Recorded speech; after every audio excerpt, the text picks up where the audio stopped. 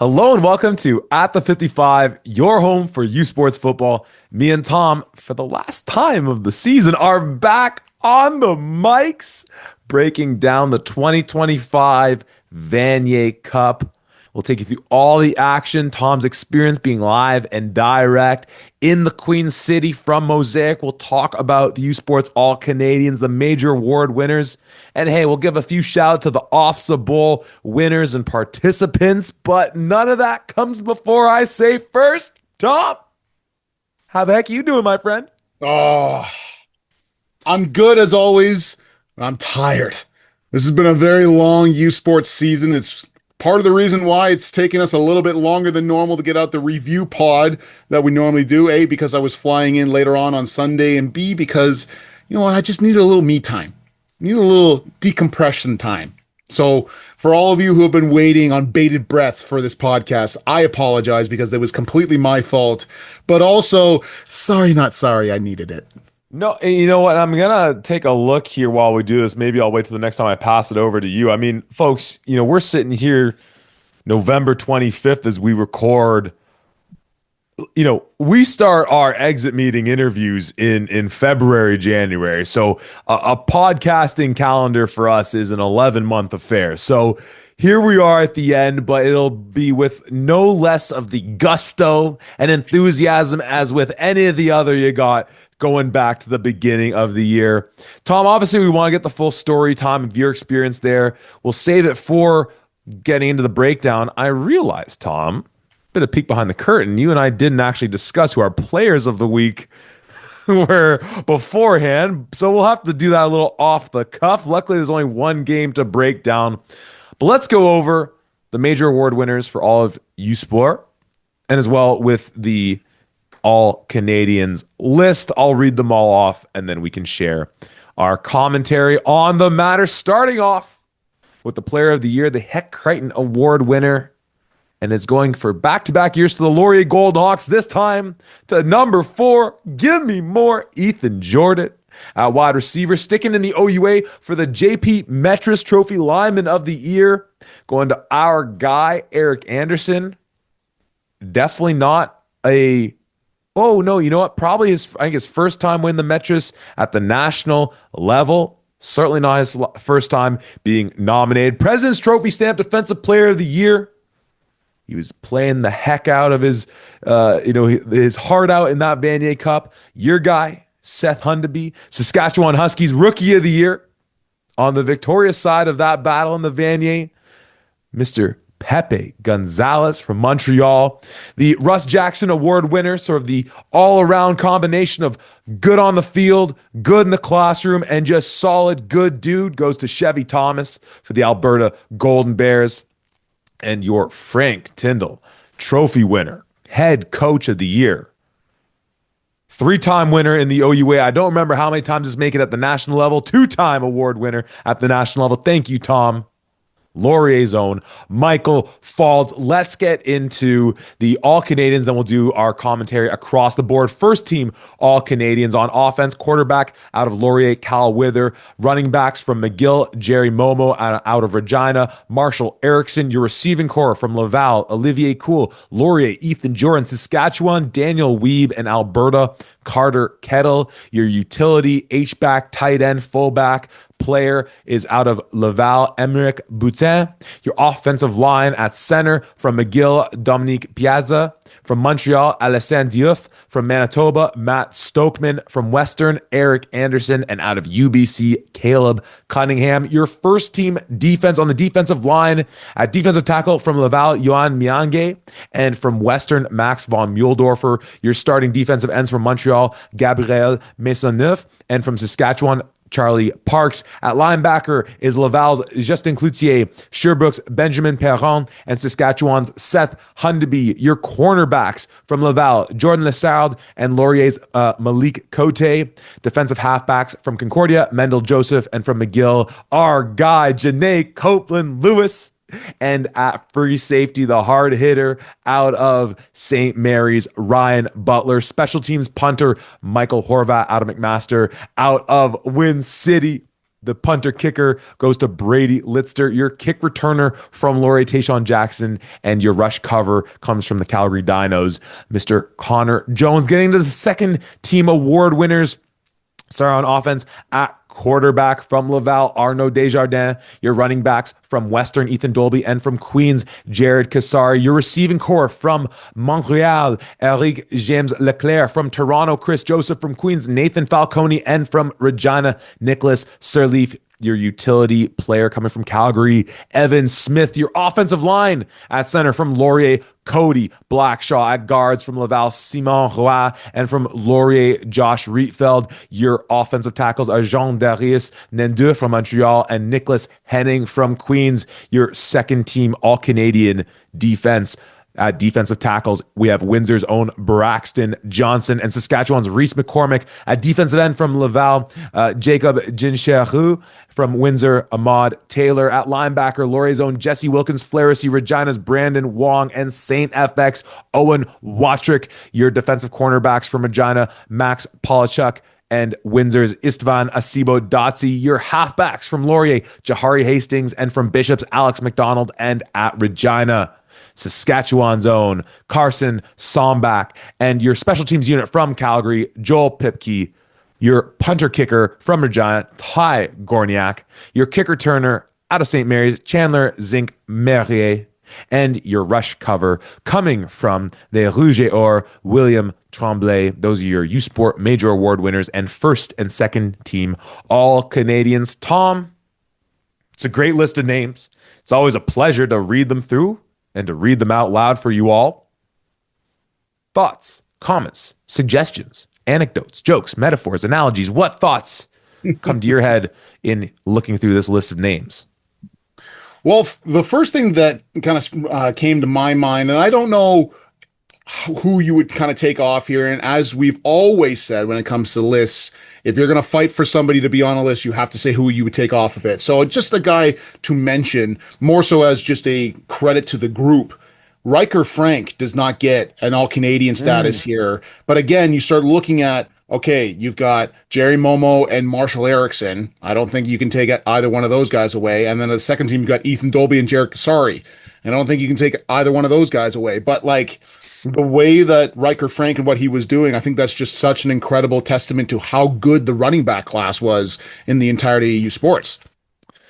Yeah, man, that is tough. That is truly tough. And on the one hand, man,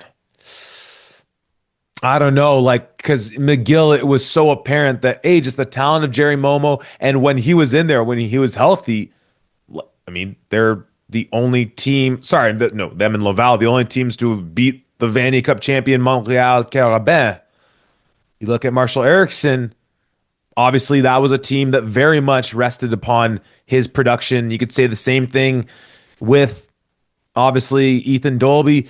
Kassari, I guess, maybe you could say he was the one where the team had like the most of a well-rounded offense that he was a part of, a major part of, no doubt. But when you compare like what Western, their aerial attack was this year, when you look at McGill's, obviously ELR very much is a ground threat as well. And for Regina, them going back and forth with Sieben and with Peltier, maybe you say that like Kassari's the one who is part of the most like well-rounded offense, and maybe that's the dig against him. But certainly that offense for the Huskies is no slouch either.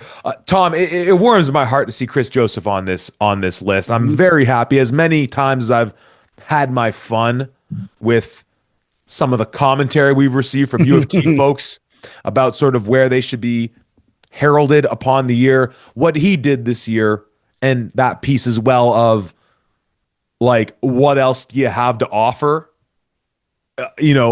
Like that team, like rested on number 14. No, 14. Butchered it right there. Somewhere or another, I got that wrong. What he was doing for them, for Chris Joseph. So I love seeing him make the list. Any other thoughts? I mean, as far as whether it's our award winners or any of the guys on this list? Yeah, a few thoughts on this list. Starting things off here, it's ultimately just kind of pulling teeth here or just being nitpicky, whatever. But Owen Watrich, linebacker out of State FX, gets the second team All Canadian. Folks, let me read out his stats on the year. In the regular season, 73.5 total tackles. That is number one in the entirety of U Sports by 11 and a half. One sack, 5.5 tackles for loss, two forced fumbles, and a pass breakup. To compare him really quickly with Mr. Perron from Sherbrooke, 48 and a half tackles, one sack, 3.5 tackles for loss, and four forced fumbles. Now, the forced fumbles is certainly interesting. Obviously, he gets the fumble recovery goes to Mr. Watrich, but you have a guy that broke Henoch Mwamba's record for tackles in a season, and you don't give him a first team All Star? That to me seems insane. Now, again, he's still a second team All Canadian. He's still like one of the best players, period, in the country. But at some point in time, you have to look at everything that they've accomplished and being like, hey, I think breaking Henoch Mwamba's record is probably pretty impressive. Well, and then the question becomes, if we get a full year of football out of Justin Pace, like which of these six guys is getting the cut? And I guess I shouldn't say which of these six guys, because if Justin Pace is playing a full year healthy, he's a first team All Canadian. So yeah, no, so I guess, yeah, so it's which of these three between Wilkins Flaherty, who of course becomes our President's Trophy nominee. Again, not a shot at him at all. I love seeing, I didn't realize he's a music grad or in that program. Shout out to you, Mr. Flaherty. I mean, Brandon Wong, we know how deadly that defense is for them and what a big part he is of it. And especially as we saw at the quarterback spot, them really start to sort of, I know they obviously got an All Canadian Sirleaf, they got an All Canadian in Erickson, but gosh, I mean, quarterback, that matters a little bit, right? And as you just talked about, Owen Watrich, I feel like it would have been Flaherty, as much as I hate that, because he was such a stud. And like, I mean, I know Jahari's on this list too. It's almost like redonkulous how, like, and again, obviously we're talking, Malik Coche on the first team. Okay. Yeah, three All Canadians on that defense for Laurier. I mean, that you'll live with that, I guess. In some ways, it feels. All right, call it the bias. This list is very, very RCQ heavy. I don't like it. I don't like it. Love you, Belle Provence, but I mean, golly, but well deserved. Well deserved. What am I gonna say? They've won how many of the last Vanier Cups? That'd be four. Yeah. So Four straight. It's out of I hate you because I ain't you type thing going on right now. I'll be the first to admit that. I'm big enough for that. 100%. I mean, yeah, you start looking at some of the other, and again, we're calling out the OUA guys because that's obviously where we're based out of, whatever. But Xavier Malone, and yes, you start looking at, okay, the defense as a whole, not great, whatever. But the guy who is second in line in tackles is Xavier Malone in all of U Sports. He's got 4 sacks on the year, 5.5 tackles for loss, 2 forced fumbles, 2 fumble recoveries. It's a hell of a stat line, and to not get a sniff at the All Canadian, I think again just showcases how strong we are at that position. The other one that I want to read out here, the guy that I think, if there is a guy that got snubbed from this list, and I had a conversation with a couple of folks at the Vanier who agreed and actually brought it up to my knowledge first and foremost. So as much as I'd love to say this is an original thought, it is not. But is one Tristan Reddy not an All Canadian? Let's look at the facts here. Number 3 in receiving yards. The only 2 people who had more receiving yards than him were Ethan Jordan and Daniel Weeb, both MVPs of their respective leagues, and obviously Ethan Jordan being the Heck Crichton. He finishes on the year 43 catches for 868 yards, averaging 108 yards per game and 6 touchdowns. Now, again, we've said it. If you're going to promote somebody, you should probably talk about somebody else. Again, you don't like to tear guys down, you don't whatever. But if I'm going to say I think Tristan Reddy should have gone in there, I think the guy that he'd be bumping out would be Nathan Falcone. Mm. Because when you're looking at Reddy, 43 catches, Falcone, 31. Yards, 868, Falcone, 720. Average, obviously, Tristan Reddy, 108 compared to 102. Now, the thing that gets you is 6 touchdowns for Reddy versus 9 touchdowns for Falcone. Now, you can argue what you want. You can say about, I don't know how granular they get in terms of, the offense itself and how they're humming. And absolutely, Falcone is a major part of that Queens offense. But how many times, despite all of the ups and downs that Carlton saw this entire year, you've had either quarterback really throwing up the ball and saying, "Hey, I hope somebody comes down with this. We need a big play." That's always been Tristan Reddy. And some of the unbelievable catches that he has made, including some of the stuff that we saw in the Panda and everything else, like I was, after it was pointed out to me, because again, we don't like to take credit for ideas that were not ours. Very, very surprised not to hear that. Would love to hear your take on that. I don't hate the take.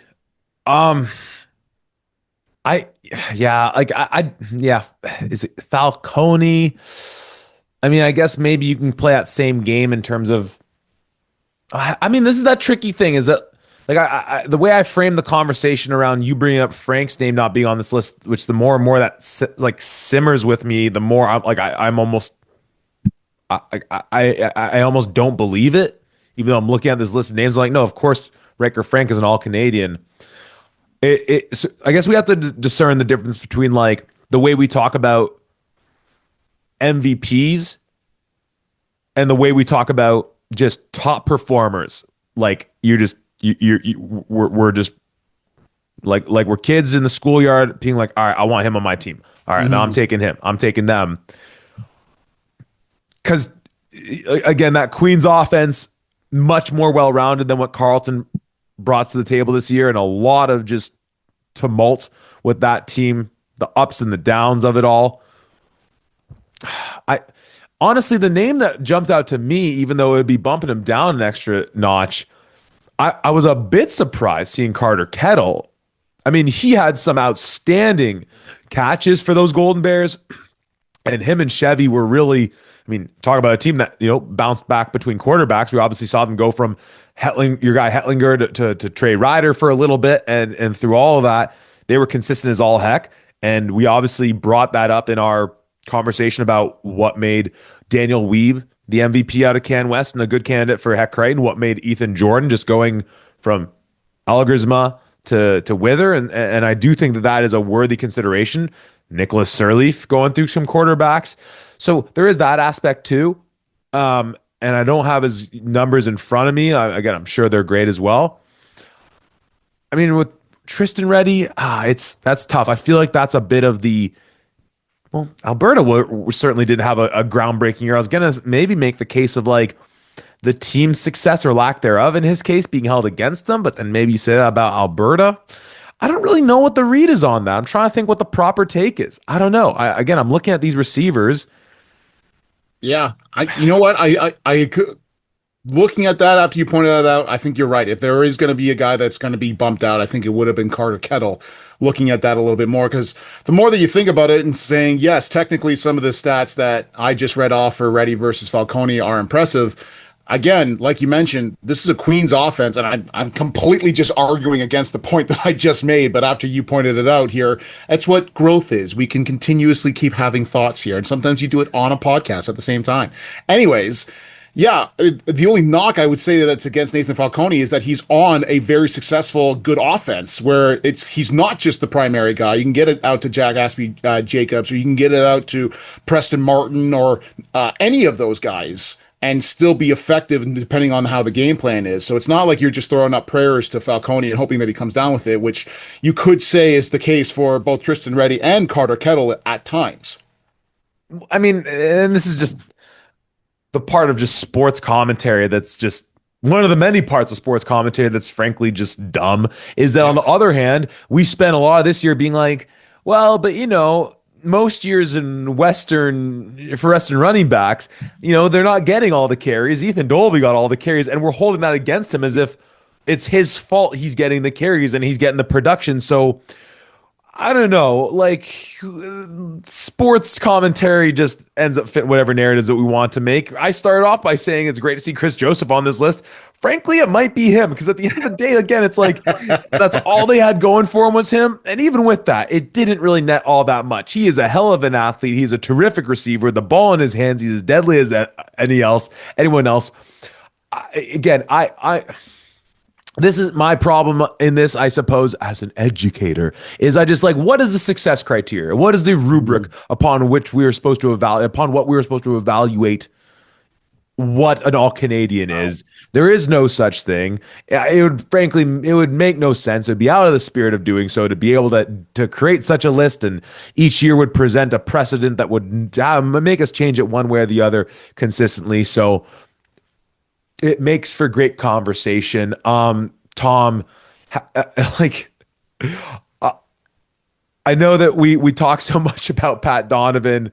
I apologize. I have to throw it out like this. Like, who coaches up the D line? Like, I know we got our guy in Beardy doing the O line there, because, like, doggone it. I mean, obviously, you got Ahmad Taylor, you got Braxton Johnson on this list. You had Kaladia Moosin for at least 2 years straight making this list. I believe moved the heck out of my way. Gelly might have gotten an All Canadian in 2023 or 22. If not, he was up there. I'm probably forgetting about someone, I mean, obviously, not to mention that all the other great defensive guys they have. They got Estevan and Sibo Dotsi, but just on the D line, I mean, like, it's remarkable. And, like, again, I don't know, like, you have Kaladi, Braxton, Ahmad, all Americans, American nationality, that is, certainly not all Americans. Mhm. Make of that what you will. I don't care. They suited up in the blue and gold this year. Or sorry, in Kaladi's case, in years past, playing Canadian football. If they were the best we have, they're the best we have. So, again, an interesting wrinkle to it. But, like, at the end of the day, they play USport football, and the results bared out their successes. But doggone it, man. Like, effing Windsor, man. I freaking love it. Mike Cercelli, Of defensive line. course. Of course. Wow. Heck yeah. Good job, sir. Good job, sir. Any last thoughts, Tom, on this? I'm sure we could go a full pod on just doing it. And if that's what it takes, then that's what we'll do. Anything else jump off the page for you? I mean, again, great seeing our guy in Eric Anderson. Again, remarkable to see him only win this being his first time.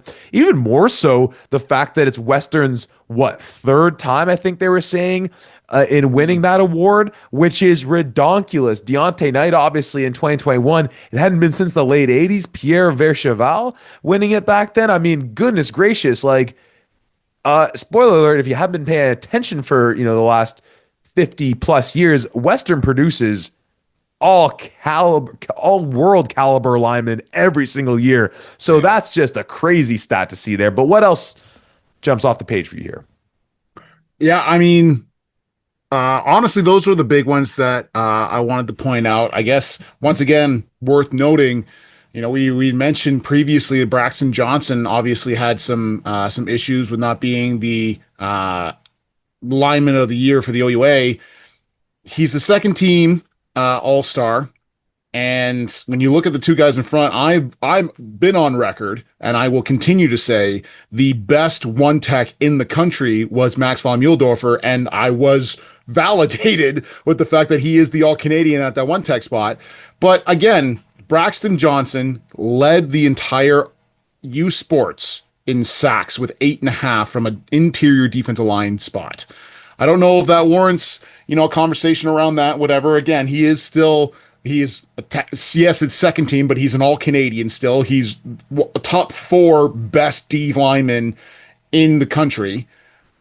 But another thing to just look at, 8.5 sacks, 10.5 tackles for loss, a forced fumble, 2 fumble recoveries, and 23.5 total tackles. It's a pretty good stat line. But that's really the last piece that I wanted to bring up on this, because like you said, at the end of the day, it is just a list of names, and there are so many sports media people who are out there who just obsess over stuff like this. And I certainly don't want to be one of those, even though I'm pretty sure we pissed off 90% of all the receivers with our conversation that we had. But it is what it is. Nah, those pretty boys can take it. I do love that the best photo they could find of Seth Hundeby is him on a field goal block. It's like a protection for that. But hey, man, guy does it all for those Huskies. Let's take our talents to Mosaic, the host for this year's Vanier Cup, where Seth Hundeby's Saskatchewan Huskies fell to the Rookie of the Year, Pepe Gonzalez's Montreal Carabin. Final score in this one, Montreal 30, Saskatchewan 16. Tom, we obviously have to talk about who the top players were. Maybe that just naturally comes up in the course of our conversation about it. But I want to just hand you the keys, Tom. You've been in the beautiful province of Saskatchewan. Well, you've been back home now for about 2 days. You were there for almost a week.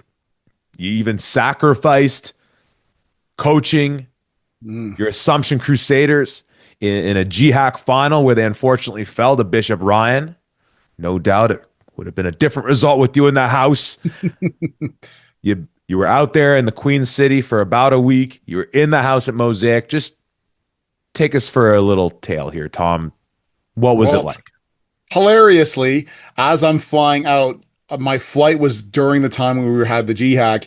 It was being streamed on YouTube, so I bought the high speed Wi-Fi so I could watch my Crusader team lose in real time, which was just a heartbreaker. But hell of a season, boys. Anyways, yes, I was out in Saskatchewan. For the folks who don't know, I was out there for work primarily, and then obviously was able to tack on watching the national championship as a part of that. But because of that, I flew into Saskatoon, and I had the chance to really get a look of that. What a beautiful city that is, first and foremost. Saskatoon was a fantastic spot. I was led all around. I got a chance to walk on to Griffith Stadium as well and check out what an incredible spot that was. I must have just finished up practice because all the gates were still open, the lights were still on that Tuesday night. So I just kind of walked out onto the field, looked around, was like, this is really cool, and then walked away. But the actual day itself, or the couple of days, was just incredible. Before we get into the game itself, some stuff surrounding the game.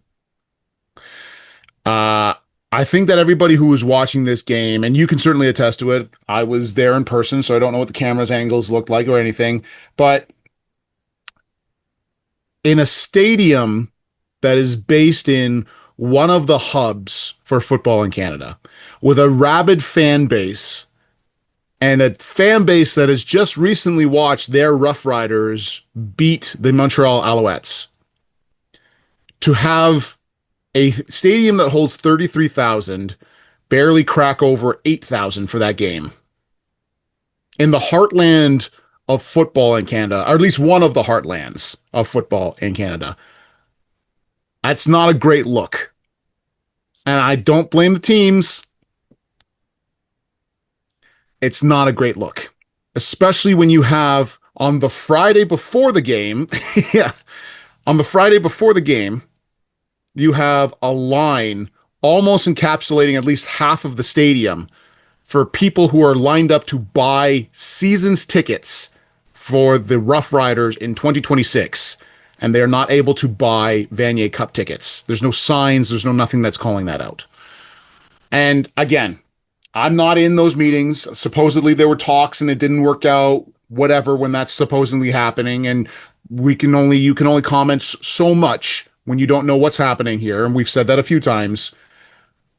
But gee whiz, if there was ever going to be a time where you could again pack a stadium, surely it would have been in the great province of Saskatchewan, the great city of Regina, that just recently saw their boys win the Grey Cup, playing against the Montreal Alouettes in a Vanier Cup that starred the University of Saskatchewan playing against the Montreal Carabin for the national championship.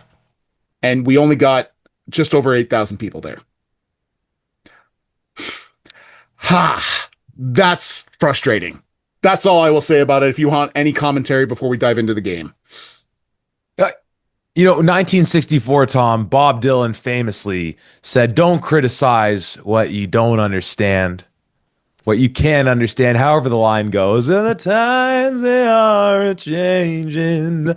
And I'm sorry, Mr. Zimmerman, because I don't fully understand what's going on, but I'm going to criticize. And I'll at least keep it as simply as doggone, am I happy the next 2 years are in Laval? And that's not to take a shot at Regina, at Saskatchewan by No, any means. And no. frankly, I almost need to walk back the comment because the comment's based on the fact that Laval is such a hotbed for football that it would take an actual effort to undermine that place being filled to the brim with the rabid fans that we know live in Quebec City, country in Quebec writ large.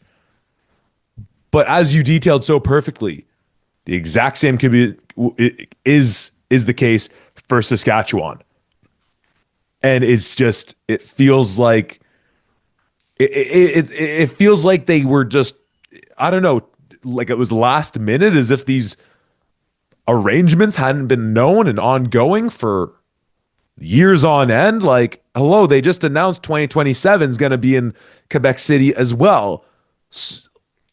I just I don't know. Again, I'm sure there's more to it. I just it's yeah, it's ridiculously frustrating. I thought the coverage was better than what we saw in the semis. Still could have, gotten a little bit more of the, elements of just Can West football as we detailed that you just get on the regular. Games played out of mosaic consistently for the Rams with, again, the sideline reports with all these, different camera angles and coverage aspects. Again, some of the coverage I thought was better from what we saw out of the Mitchell Bowl. That absolute ridiculousness of the game clock and all that. They managed to fix it. Good job, guys. I don't know, man. It's frustrating. Well, yeah, maybe we'll collect our thoughts for something a little more productive in a conversation. But Hmm. anyways, Yeah. let's talk a little football. Yeah. Let's Let's talk. let's let's get into that. Because you and I had a nice little vent session before the podcast started to make sure that we got all of our stuff out, and we could really quickly get into another one of those, and we don't want to. So instead of breaking things down, let's talk about the great athletes. Let's do so indeed. Tom, I was gonna actually say this when we were going over the All Canadians. Obviously, we lost. We watched the last of Arnaud Desjardins play his USports football for Laval this year. We know that for Cal Wither, he's got a ton of eligibility left. With him being in the States, all that sort of thing. Are we now just in the era where just mark it on your bingo card for what the next 2 years? We have two All Canadians.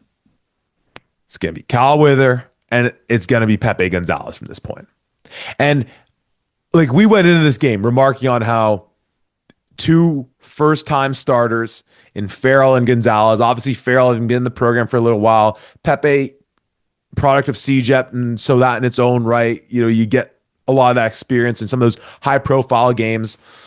And though we didn't dig through the archives to figure out the last time you had two first-time starters of the same season match up in the Vanier, just need to take you back to another quarterback who defeated the Huskies 4 years ago in Evan Hillock as a true rookie, much as Pepe was winning this one. But the young man goes 27 for 33, 344, 3 touchdowns, and no interceptions against, they were framing this game as this sort of like explosive Montreal offense against a stingy Saskatchewan defense. And Montreal obviously has a great offense. Saskatchewan has a great defense. I thought that was a bit of a oversimplification of the reality of it.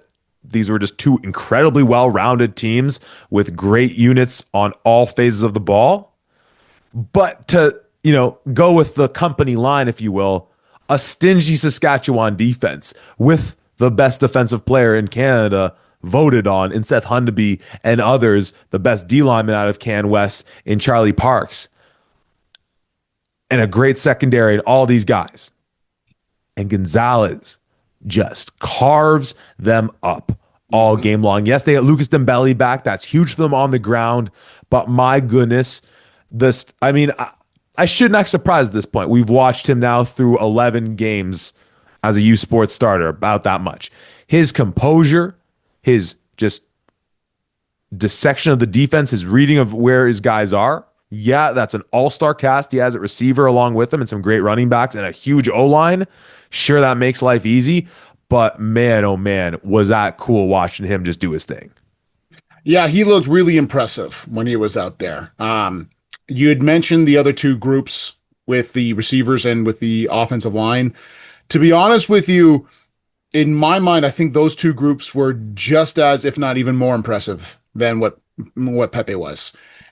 Almost every time Pepe dropped back to pass, unless they sent a blitz and a blitz specifically involving Seth Hundaby, Pepe had at least 4, 5, 6 seconds in the pocket before he had to get that ball out to somebody. And even on the times that he was pressured, what that receiving core did, there was a number of times where there were, call them 50-50 balls, if not, they were like 60-40 balls, whatever. And every single one of them, those Montreal receivers came down with. Simon LaRose, 9 catches, 136 yards receiving and 1 touchdown. Henri James Leclerc, 8 catches for 74 yards. Hassan Dosso, 4 catches, 63 yards and 1 touchdown. Brandon Gourjon, 2 catches for 49 yards and a touchdown. I mean, this entire receiving core played unbelievably.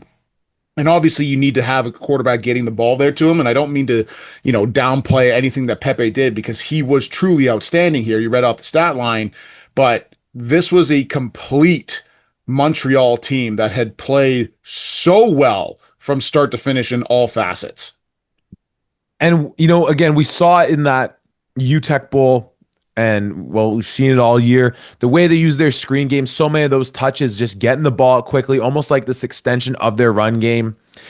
And you know what? To flip the script and talk a little bit about Saskatchewan defensively, because a lot of the, sweep action looks, a lot of the just motion looks with bringing, I think a few times with LaRose across, and you'd have, I think in specific, it was Lucas Scheck for Saskatchewan on a few plays where he's tracking one of these Montreal slot backs coming out, working east to west, motioning pre-snap, and just the efforts of him to be able to track him down, whoever that was. Carter Stadnick, where, I mean, definitely got beat a few times, but where they're just throwing balls up his way. And again, you talk about quarterback pressures being a stat that would be interesting to be able to get in. It would be cool to be able to somehow discern, we get targets from a receiver standpoint. It would be cool to get targets from a DB standpoint. And those guys really just hanging in tough, obviously Lang and Latmore in the back end really holding on strong. But it's that thing that we've seen so often with Laval as well, where you read off those numbers in terms of the yardage for them, right? And again, a couple big plays in there, the Gorgon touchdown, the big 41-yard one, a couple other big hitters. But it's a Montreal team that, they actually seemingly were better off on their big hitters in this one than they were against St. Mary's. Again, it's an awesome St. Mary's secondary, but that overall, like, they'll take their shots. But man, it just must be so frustrating to have to play against them because, again, like Laval, they'll take what you give them. Like, they're not going to push the ball anywhere that they don't want to. They're not going to force it, and they can do everything. And it starts with that massive O-line, that young offensive line, as a reminder there, where you have the confidence, where you can do 5-step drops, you can do quick games, you can hand the ball off, you can do all this stuff.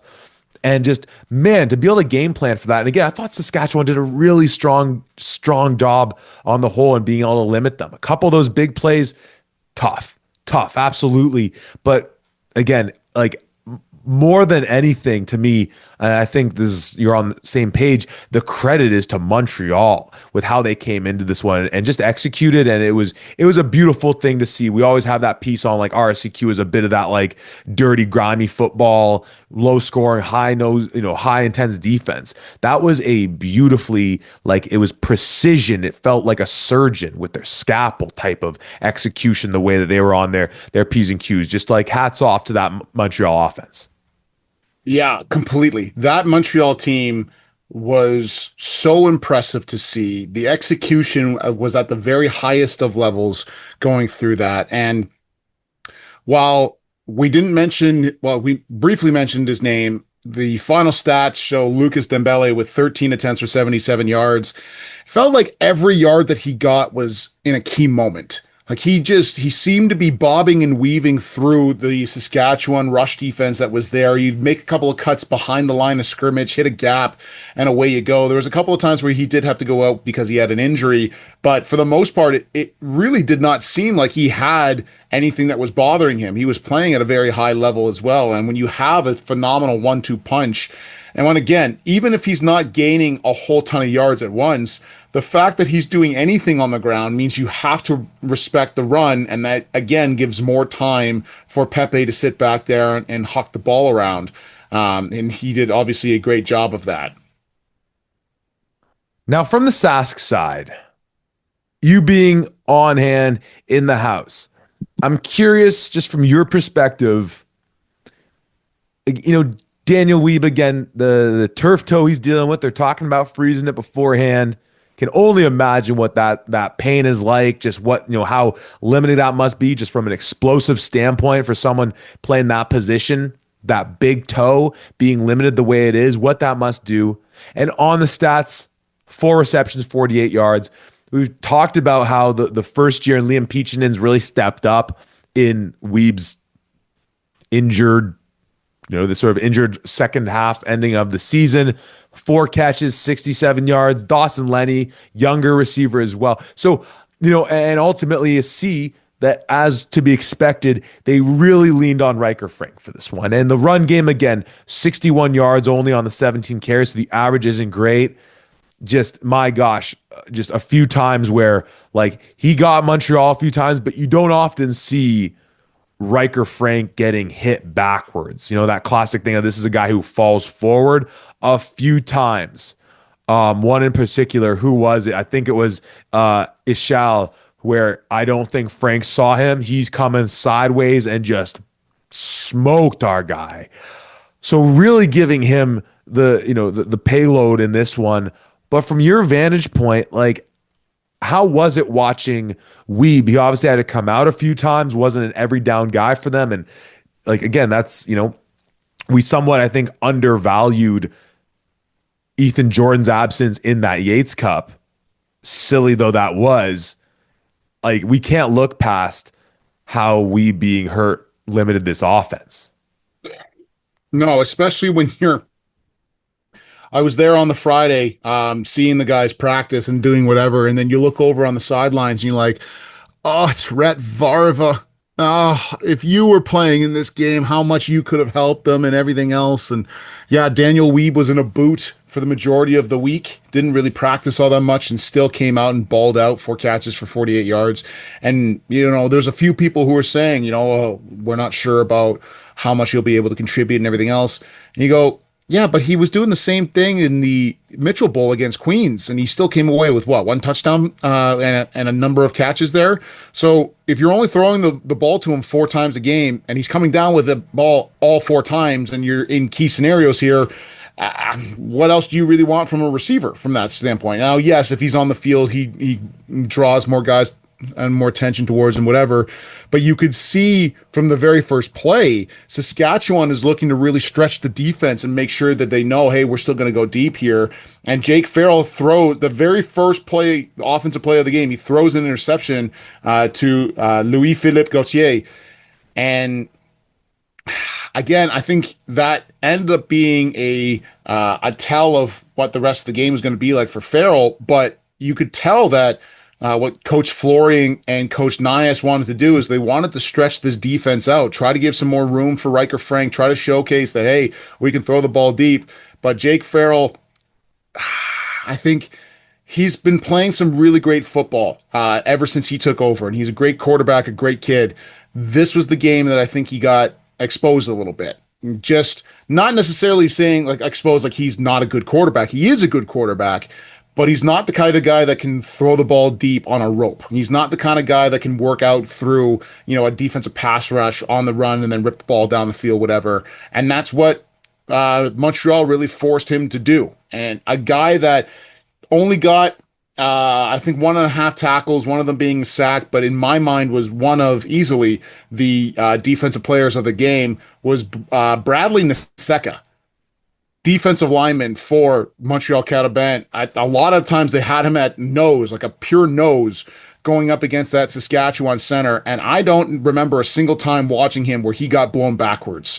Run plays, pass plays, he was in the backfield consistently. Even if he wasn't free himself, he was pushing a center back in to Farrell to limit and to shrink the pocket that he had to throw in. So it was not an easy day for Farrell to throw just to begin with that pass rush and what they were doing. He gets sacked 3 times in the game, but when you see that first opening throw, and I believe it was to Peachinen. I can't remember exactly who the receiver was he was targeting.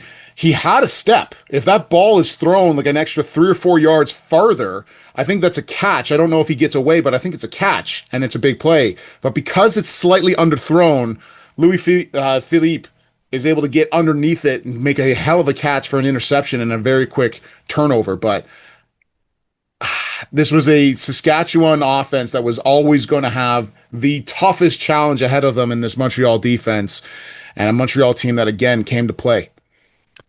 Yeah, I mean that like Philippe Gauthier, I mean, again, undercutting that ball, thing of beauty. I love how Farrell, the very next drive, he's back on the field. They're slinging it out again, clearly sticking to the game plan, clearly instilling that trust and belief in him that, obviously young guy in that moment. You can only imagine what's probably going through his head. His first play in a Vanier Cup, turns the ball over. The pick by Miesen, I don't remember who he's targeting, but it's a ball that's, it's the classic. This was the comment that we had about Tristan Aboud early in his career, where I believe it's a crosser of some kind and it's a bit behind the target. That's a tough throw. And again, like, to Miesen's credit, like, he adjusts to it, pulls the thing in with one hand. So it's like it's a missed ball that it's one of those situations where, like, in some regards, might be that bit of that. Well, if you're going to miss somewhere where like the defender shouldn't be able to make a play either. Miesen just, again, shows why he's a former President's Trophy Award winner, part of that historic defense of 2023 with this club. So again, like, not to completely expunge those from Farrell's day, but more so to say, much as we talked about with Montreal's offense, I give all the credit to Gauthier on that play. On the first one, again, yeah, you're right. If he puts a little more under that one, leads his receiver, he's clearly got a step on him if Gautier's undercutting the ball. And again, Miesen making a huge play for them. The thing, again, you brought up what Naseka was doing. And, Benjamin McDougall also for this Montreal team was just stellar in terms of setting the edge and getting into the backfield. And like we've talked about it going back to a year being able to meet Coach Flory, of this being, from the words of Coach Greg Marshall, the best zone running team in the country. And one of the things that zone running concept, especially when they were doing their outside zone runs, the thing, especially when you have a running back with the vision of Riker Frank and the ability to just stay patient, keep your shoulders square, and just be able to hit pretty darn any gap on that, is oftentimes they're running into the boundary, they're cutting that field side 3-tech, and they're doing that outside zone where you're a bit less concerned about that vertical press, as you're saying, on that D tackle, and you're just having your running back read head placement, hat placement by your O lineman. If we get our hat across to the front side, you keep pressing and you look to cut up, or if we're losing him to the front side, if we're not, getting play side leverage, you cut off your guard or center's, back, butt cheek, and you hit the hole from that vantage point. And even with that, like, because it's you're kind of waving the white flag on being able to effectively displace these guys north south. You're saying, look, we're gonna just try and stretch the defense laterally, allow our all world but not all Canadian running back to be able to read that block and make it right. And it just felt like no matter what cut he made, and I'm watching there as well, being like, oh, that's the cut. There was just someone just closing that gap up so quickly. And a few times where we've seen with Frank where either on his outside or even on the inside zone runs, he's able to bounce those outside where typically, especially on those inside zone hitters that you're looking to really keep between the tackles, where he'll still bounce it where you don't like it, but he's able to just get himself straight north south. There's so much speed on this defense. Like times where, and again, I think to that point where Montreal was cluing into, we're not okay. He's taking a few shots early. I think we can decide to play a little deeper into play a little lower in the box where they're keeping Creme at free safety down like pretty low. And as they're stretching those runs out more to the sideline, Eight's just flying in, making those tackles in there. So again, even when they were trying to seemingly work around that just human, just house of a man in Naseka and McDougall on the edge, just the speed of these guys to close, it's like you had to hit it perfectly at the start, or there was no second guessing. There was no, first, second, third read because somebody was going to get there if you gave this defense time to close those windows. Yeah, 100%. You saw a defense that was just such great ball hawks. And honestly, to me, you look at the numbers, you look at the stats, you look at everything. The biggest difference between these two teams and the team, I think the thing that was the biggest detriment to Saskatchewan in this game was their ability to tackle. The first guy making a tackle. There was a number of times where there is a Montreal offensive player, whether it's Dembele, whether it's a receiver on a quick, receiver screen or a hook route or something that makes the first guy miss. And you consistently turn what should be a 3-yard gain or even a loss in some cases into an 8, 9, 10 plus yard gain to continuously move the chains, move the sticks, and you were able to just carve out more yardage when in a national championship, you've got to make tackles one-on-one. And you saw that on the Montreal side. Obviously, these are great receivers. Peachinen, Linnea, Weeb, like these are guys that we've been talking about all year, essentially, every time we talk about Saskatchewan. But every time they caught the ball, there was very little yak yardage, yards after catch, because every single time they were tackled almost immediately, and away you go. Now, on the special team side of things, I think it was the first one for Philippe Boyer where at the jump, because this was a game that, and I think the score bears it out. Like, I don't know how you look at this final, especially with that last touchdown from Montreal coming in the last however many moments of the game, however many minutes of the game, and think that this was anything but a dogfight through and through. And as we, speculated, and partly why we were on the Saskatchewan side of things, was going into this game, if you're asking me who am I more bullish on between Lucas Scott and Philippe Boyer, especially out of those national semis, I'm going with Lucas Scott all day. And early on, I think it was his first kick, Boyer misses on a field goal, and I'm sitting there thinking, "Holy smokes!" Like this, like whatever, like bad juju kind of hit him out in Halifax. Like call it the yips, call whatever. I'm like, "Oh my gosh, this is gonna be the thing. This is gonna be." And you know what? Like just out of like you want to see a team win it because they did more good things than either side doing things negatively, like proverbial, no one lost the game, a team outright won. And that's certainly what happened on this day. All said and done, across the board, Boyer, strong day. 2 for 3, great on his extra points, puts in 12 points on there, and averaging 54 in the air on his punts, 2 inside the 20. Lucas Scott, toe for toe with the production he was able to get out there a little bit. Not as prolific on the punting day, but again, just for a veteran in Boyer that obviously had a few odd moments going into this one and started off on such a, on the wrong foot, pardon the pun. Ha ha ha ha. Good to see that it wasn't the case that was what was going to dictate this game. Because early on, I'm thinking to myself, man, oh man, this is consecutive weeks in high leverage games that just something doesn't look right. I don't know if it's the hold. It didn't look like it was the snap, but just misses that were just something was askew. I'm happy that's not what it came down to. Yeah, 100%. This was two teams that were playing some of the best football that we'd seen all year long and playing at the highest of levels. Now, I think what was really interesting being there on the Friday was, Riker Frank had been dealing with injuries. He was also in a boot on that All Canadian dinner himself. But the way that he plays, you would never have guessed it, how much he is involved in the offense. The only knock that I had against this offense was I was expecting Frank to be more involved, especially in the passing game. He finishes with 2 catches for 24 yards, and you say every time he's caught the ball, there's been a really solid, yards gained afterwards. And we noticed a lot in the flats and in that mid game there was a lot of space for Saskatchewan to play in. We talked about this Montreal defense coming downhill consistently, making tackles. Well, if you're coming downhill, you're not letting anything behind you. You are letting things in front of you. And so that 5 to 6 yard gains, those were there pretty consistently.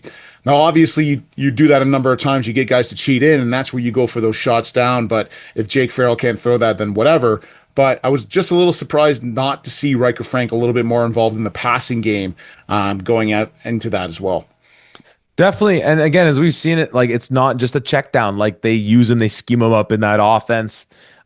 Again, I never want to be the guy claiming foul about injuries and stuff like this. If you're going to say that one team was more banged up, it clearly were the Huskies in this one. Tom, I think we got to talk about that. It wasn't even a blown call. They got the flipping call right. And this is coming off a week that we're talking about. Are we at the point now that we need to have some form of an instant replay?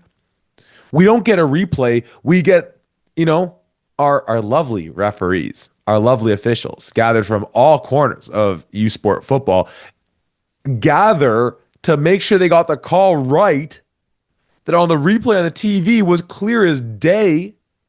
Pepe being 2-3 yards past the line of scrimmage. And I'm not going to sit here and say that that's the momentum swing that changes things. There certainly was enough time in the half that Saskatchewan, if they get the ball back, theoretically, they might have time to go and, get some points to end the half. So you flip it from, gosh, I'm going to have to do math right now. It ends up being a 15-11 score going into halftime. If nothing else, it's 12-11. They don't get that field goal. Best case scenario, it might be Lucas Scott putting in 3, or who knows, on the back of a big defensive stop, Farrell leading his guys in there, and they're taking a lead going into the half.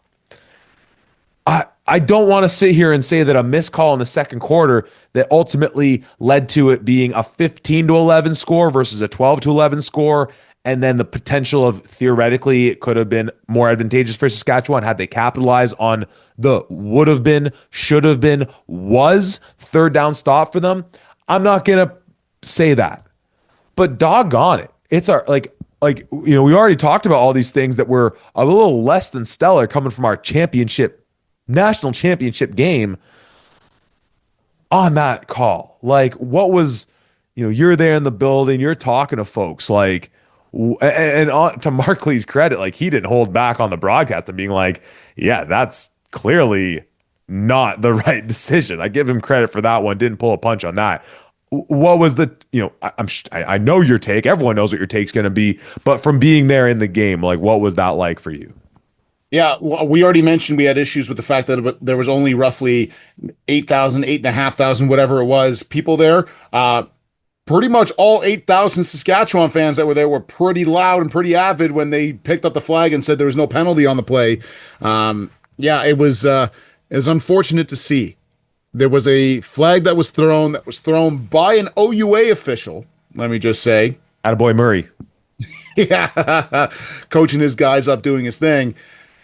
And that unfortunately was talked about, discussed, and then ultimately picked up and taken off. I don't truly understand. I understand it a little bit, but I don't want to get into semantics all that much. But the fact it was the line judge, the guy who is, like it says, on the line, watching the depth and seeing, oh, that's for sure over the line of scrimmage. He threw that ball. That's a flag. You can't do that. Because that's the other thing. It's not just the fact of, he wouldn't have got that play off and it's whatever. That's a 15-yard penalty as far as I understand it, and a loss of down. So that loss of down also means, hey, here's the ball back to you guys in better field position rather than if they had just stopped them there, and goes into a whole what if scenario that you really can't go down the road of, because ultimately you could play, well, what if they punt the ball away and then Saskatchewan fumbles it and then Montreal picks it up and whatever else. But anyways, yes, that was a very egregious non-call that everybody heard about. When I saw Murray and Kevin Baird at after the game, I mentioned, hey, did you see that? Yes, Tom. Each of us have gotten 20 text messages surrounding that one play. Yes, it was not the right call. So they know it. Everybody else know it. It was unfortunate that a play was missed. I don't know how it was missed, but again, like you mentioned, you can play a what if scenario. You can try to say, okay, maybe if it's 12-11, does that change what the outcome of the score is? In my mind, I don't think so. I think Montreal was the better team in this game, but goodness me, this is the national championship. You should have the most amount of eyes on this game. You want this to be tight and buttoned up as best as possible, and to get a call wrong like that, it's not a great look. Yeah, I would love to get some gifs of Coach Fleury's reaction on that one. It was, again, not to make fun of what was no doubt a painful moment for Coach, but it was somewhat humorous to watch. Tom, what other angles from your experience there live on the field? Again, I hate to bring it down to just this comment, but like, Montreal was the better team. Saskatchewan came to play. Montreal was the better team, dominating time and possession, moving the ball, picking up first downs consistently, being able to hit those deep shots, being able to get their screen game going, being able to get the run game going. And again, as we mentioned, that defense that would not budge and would swarm to the ball, faster than you could say Saskatchewan Huskies. I don't know. Couldn't think of anything clever than that. What else from your vantage point before we call it a wrap? Yeah, this was, like you mentioned, it was at the end of the day, and most people who were there watching it who messaged me afterwards said, well, the better team won. That was a very dominant Montreal team. Shout out. We had talked about so many times some of the coaches. Forgive my English accent, folks, our Montreal fans, but Dennis Touchette, defensive coordinator for the Carabin. Oh my goodness. Year after year after year, defenses have been phenomenal there. And yes, a lot of the players doing their things, and when you have guys like Harold Misan and everybody else, but my goodness, that defense came to play and they did phenomenally well. And they have for a number of years that he has been there and what he's been doing. This was a really impressive win, a well thought out win, using Montreal's strengths to the very best. I believe, if I got this correct, I believe it was Whedon's Alexandre, or maybe it was Remy Lambert. But one of them is doing the wide receiver jet sweeps, and the speed that they have coming around the edge was truly impressive, widening things out, and especially with a Saskatchewan Huskies team at that corner and halfback that had struggled making those initial tackles for the most part. I thought they've showed a lot of promise there, but then you see, and yes, Saskatchewan definitely struggled on tackling in certain cases. And then all of a sudden you see a guy like Stadnik come up from that spot in exactly that scenario. It's a jet sweep, or if it's a receiver coming out, and a beautiful open field tackle. Now, he missed a couple of them as well, but there was real flashes of greatness on both sides, and this was an incredible game. Being out on the field for it was amazing. Hearing the Saskatchewan faithful who were there and were pretty loud and going after the Montreal Carabin team while they were on the sidelines. It was an incredible thing to see. Like I said, this was a true testament to how great our game is with the quality that was on the field. It's a shame that our feelings are, it could have been better. There was a flyover before the game with a big, I believe it was a bomber. I apologize, I don't know my planes all that well. That was a pretty cool atmospheric point. But again, that just felt like there was some things that were to be desired in that experience.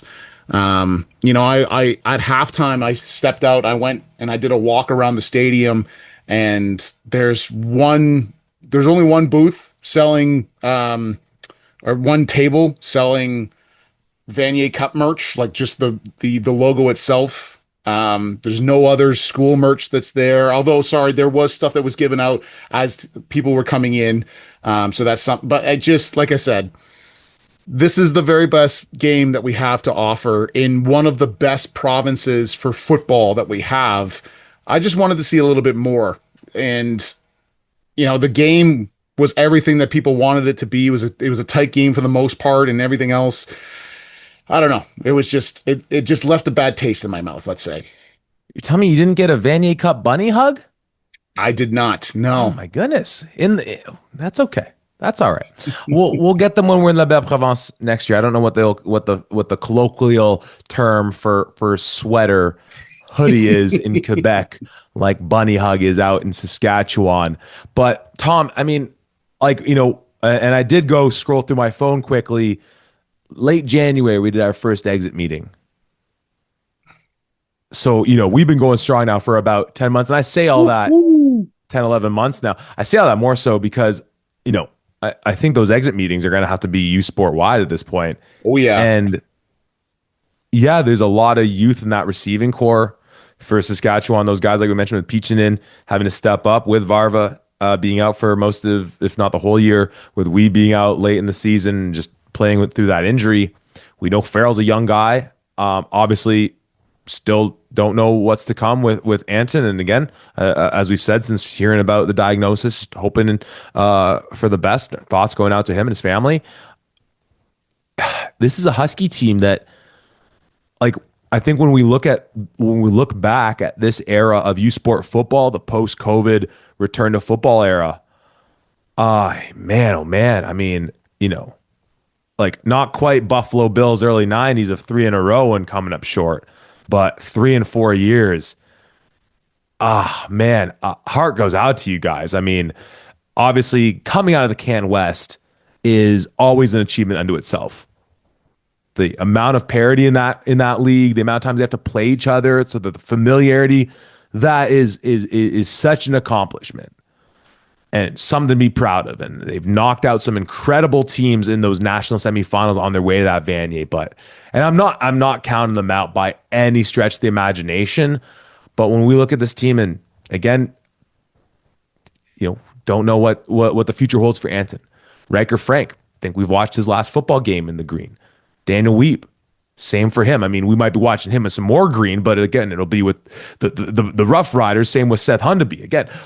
So, hey, this is a program with Coach Flory that's been able to retool and stay sharp, and they were able to make the transition from Mason Nias into another top elite quarterback. And obviously, having Nias still in the building with them has only helped develop these younger quarterbacks. But again, perhaps a long conversation for another day.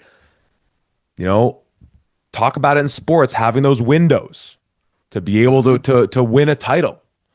We talk about our times at Guelph and at Mac, and again, there was a lot of pressure in 2015 because we had known that, gosh, like we had gotten to that mountaintop of just the Yates Cup, not even to talk about national semifinals or Vanier Cups or anything like that, and knew that, like, man, oh man, like that those core recruiting classes that have really defined this current generation, we're getting close to midnight.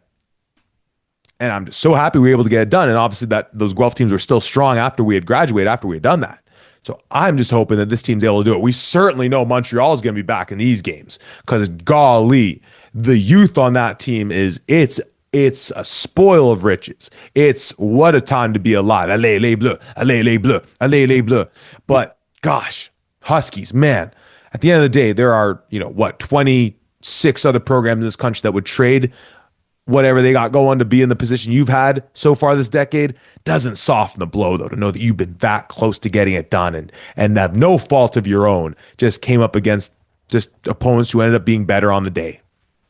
Well, if you think about not just the Saskatchewan Huskies, but Mason Nias himself, Oh, Because obviously, a player in 21, a player in 22, his first year coaching is with the UBC Thunderbirds in 23, and True. then he comes back as the offensive coordinator in 25. And obviously, all four of those games are losses. And my goodness, I'd love to see him specifically just be able to get a win. But yeah, you look at a Saskatchewan Huskies team that, man, the window is certainly a thing that you have to start looking at, and you start seeing about, all of these teams. Laurier comes into mind. You start to look at everything. What do these championship level windows look like? There's a lot of youth in certain spots on all of these teams with the guys that are graduating. Like we talked about this being just as a conversation on as a whole here, one of the greatest quarterback classes across the country. Taylor Elgersma obviously gone. Evan Hillock now done. Vreeken now done. You have Arnaud Desjardins, who's now done. Anton Ammonroot, I believe. Obviously, we wish the very best for him and his health and everything else, but I believe he should be done as well. And like you start True. looking at all of these guys across the country here. Ethan Jordan now gone. You look Silas at Fagnon. Silas Fagnon now gone. Like all of these unbelievable players that you and I have had such a privilege in calling for the past number of years, they're moving on. And for some teams, that means so do your championship level appearances, at least for the time Yeah. being. And it's why, man, like when it is not a guarantee to just get back to these spots, get back to these spaces. I can tell you, in after that 2014 year, my Marauders, we obviously lose it in the Vanier Cup. We go, okay, you know what? We got to get back here. Next year we'll get back here. In 2015, we got to and then we lose in the quarterfinals of the Yates Cup, let alone getting into a semi, losing the quarterfinals. And never get back we get back to the semis the next year or whatever. Don't get back into the Yates Cup conversation until 2019. So you think you have these pieces, you're right there. You have to, and then it's gone. Guys graduate, things are different. Coaches move on, get in other roles, whatever else. Man, you've only got so much time. You got to make the most of it every time you step onto a field. Every coach has said it at some point to every crop of players to not take it for granted because you'll miss it when it's gone and you can only strap the pads on for so long. Lucky for us, Tom, in the media space, there's always another year, and we always seem to act as if the sky is falling when a graduating class that's defined the OUA and U Sport landscape for years moves on to greener pastures or whatever their future holds in store for them. But we always end up with that new class that defines the next generation to come. I think I already asked you this question, but I never tire, nor does anyone who tunes in from hearing your thoughts. Final thoughts, Tom, on the Vanier Cup, and I suppose in a way, though again, for a longer conversation, on the 2025 U Sport football season. What a season it was. I mean, I think the one thing we kind of breezed over in talking about the All Canadians, but Ethan Jordan True. getting, Whoops. yeah, getting the Heck Crichton. You talk about a guy who he just showcased everything of what he was capable of doing. You look at a guy who the knock on him was, well, you've got an NFL caliber quarterback throwing you the football. How good do you really have to be? And then, yes, Cal Wither does incredible things. Again, he's blessed with another great quarterback.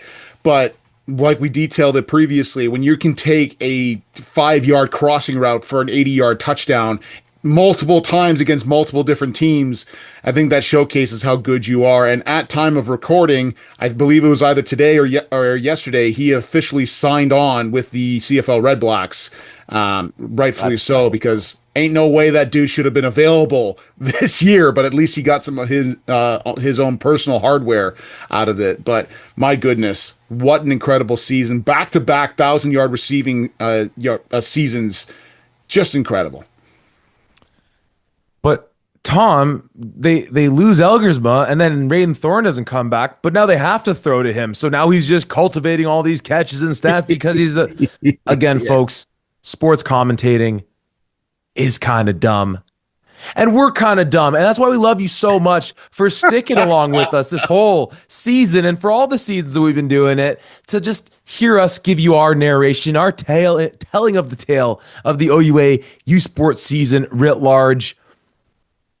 I've been hitting the head a lot. And, as a testament to that, when we'd been setting up this game, we always talk and bemoan the fact that the Vanier comes after the Grey Cup at the end of the Canadian season. But here in Ontario, the Hmm. Vanier didn't even bring a close to the football season because at the time of recording, we still have a day of OFSA bowl games to come to pass. So just again, worthwhile note to all the incredible athletes out there doing their thing. Day one of the OFSA Bowl series, we had the Eastern Bowl. Gosh, and of course, all coming out of the Royal City. Holy Cross out of the COSSA taking care of Toronto's own Chaminade College 36-0. The Western Bowl, Tom. Hey, shout out to my guy, Coach Karowski and his CCH Crusaders, avenging your fallen Crusaders to Bishop Ryan, the 25-0 burger in that Western Bowl. The CCH now back-to-back Western Bowl champs in their 75th anniversary. Again, that senior class of dudes, a bunch of kids that I coached their 2 years in U16 football with the Junior Mustangs. We're going to be talking about a lot of those kids in a couple years, but still, great job by Coach Krowski and his staff there. And then the Independent Bowl saw Elmira from the CWOSSA take down Confederation Secondary School from the NOSSA. The second day of the OFSA Bowls in the Central Bowl saw Robert F. Hall from ROPSA take out St. Joan of Arc from the GBSSA 25-13. The Northern Bowl saw St. Ignatius CSS from the NOOSSAA take out Toronto's own Western Tech from Tedessa 33-0. And the Southern Bowl saw Huron Heights out of York Region take out Frontenac Secondary from the EOSSAA. At time of recording, the final day of OFSA Bowls, which will take place tomorrow, November 26th, which you will be hearing when this podcast comes out, has the National Capital Bowl between Paul Dwyer CHS from the LOSSA and St. Mark High School from the NCSSAA. The Golden Horseshoe Bowl between Cora CVI out of the NOSSAA and AN Meyer out of SOSSA. And last but not least, the Simcoe Bowl, which will be between Holy Names from the SWOSSAA and St. James CHS from the CWOSSA. Tom, you have some familiarity with a couple of these clubs. Again, obviously, your Assumption team fell to that Bishop Ryan squad. Do you get solace in seeing, Central Catholic Central take it to them? Does it give you that sort of what do you call it? That does that sort of transient property thing strike you, being like, doggone it, like my guys kind of got taken it to them by Bishop Ryan, and then they got taken to them by CCH. I mean, goodness gracious. I mean, at the end of the day, we got the best of the best in our province duking it out in these games. And though it would be cool that one day, though, it would be such a nightmare, organizationally, to actually have a true Ontario champ. I don't know if that'll ever be truly feasible. I'm certain the best we have is somewhere amongst these teams. Just your thoughts in seeing these bowl games, the final scores, and the last three that we have coming up tomorrow. Well, there's been a number of people who have come up to us over the years asking us to cover more of high school football and doing a lot of things. And the response I give to them every time is that while we would love to, do you understand how much football at the high school level is being played across this entire province, let alone the country? I'm familiar with the Western Bowl because, like you mentioned, my team played against the Bishop Ryan Celtics, and we would have, if we had won that game, had to play against CCH. But all of these other games, I couldn't speak too confidently because they're just phenomenal football that's being played all throughout this province. So an incredible job to all of the winners so far. Good luck to the teams that are going to be playing at time of recording tomorrow, the 26th. But yeah, we've got some phenomenal football in this country. And I will say, now that the season's over, I don't think any of my kids listen to the podcast, but even if they did, there's a few times where us as coaches are looking around being like, yeah, like we're going to take care of business week by week and we're not looking ahead. But if we do make it into the Offset Bowl, oh my God, CCH looks really good. I don't know if we can win that game. So regardless, shout out to the CCH Crusaders. And thankfully, we didn't have a Crusader off because they have the exact same color scheme that we do and everything, too. Again, London football, just big salute to y'all. Y'all do it as good as anybody else in the province. I'm certain we could put you up against anyone in the country. Tom, I think that's going to do it. To quote the great philosopher Forrest Gump, I'm kind of tired. I think I'll go home now. This won't be the last you hear from Tom and I. Certainly not in the grand scheme of things, but in the short term, in the specific, there's a few things on our radar that, as we are, want to do, may give you a little episode sprinkling out here and there. So to make sure you stay abreast to anything that comes out, a little off platform, a little off schedule in the near future, make sure like, share, subscribe, throw the old 5-star as well if you don't mind. Doesn't hurt. And obviously, we'll get into our normal routine in the new year. We'll do the exit meetings leading into the events that capture the spring season of football in Ontario. East, West, Red, Black, getting into the prep for the draft. And then before you know it, of course, we're into summer football season. We're prepping our, top 55 and all these types of things. And we will be giving you our preseason tiers like that. And I'm sure so much more. As always, let us know. Hit us up. Anything that you want to see, anything you want to hear that would make your experience of OUA U Sport football that much better. Tom, final thoughts. An incredible year. So thankful again to be calling it and to do everything that we do with you, my friend, first and foremost.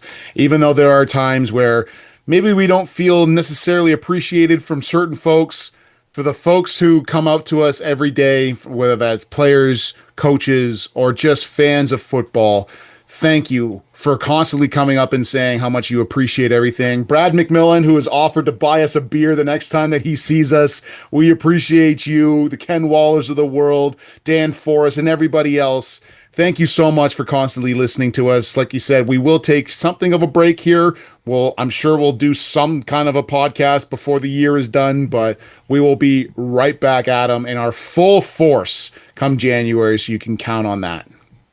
And obviously, shout out to our guy, Dakota Vine, for his doing his thing on social media. Big year for us, big season for us on the social media side of things, as well on the podcasting side of things. In the grand scheme of the podcasts out there in the world, might feel small potatoes, but for a little nothing project that started just from an idea that going back to 2018, this was the year that also saw us cross the 100,000 listen mark. I can't believe folks have been interested in hearing our voices that much over these years. But again, appreciate you all. It's been a great passion project. And to you, Tom, to, of course, Dakota, to Nate Hobbs, to Eddie Meredith, to everyone that's made this what it is, and all the great guests that we've had on, the people that have been part of this journey. Thank you for getting us to where we are. Thank you for making us what we are, and we only will grow stronger with your continued support and feedback as we go along. So I guess I can't tell you when exactly you'll be hearing us next, but it'll be right here at the 55.